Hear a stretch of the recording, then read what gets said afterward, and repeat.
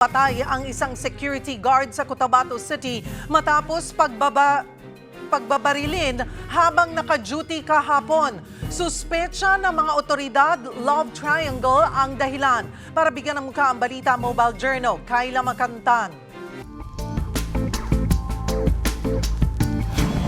Dead on arrival sa ospital ang isang CQ matapos siyang pagbabarilin habang naka-duty.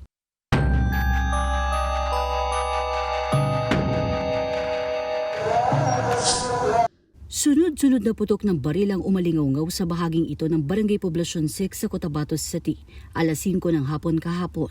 Ang napunteriya, isang security guard ng motor parts store na si Marshall Pasukong Jr., 42 anyos. Sa kuha ng CCTV, abalang biktima sa loob ng dumating ang isang armadong lalaki na bigla-bigla na lang siyang pinaputukan. Sa dibdib na sa si Pasukong na bigo nang mailigtas pa sa ospital.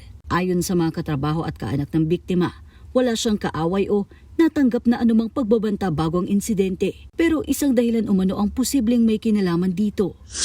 It was believed to be na love triangle siya, ma'am, no? Yung asawa niya, ma'am, allegedly, nagsama sa ibang lalaki, no?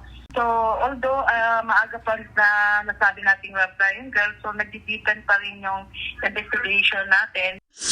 Sa ngayon, patuloy pa ang Cotabato City Police sa pagtukoy sa persons of interest.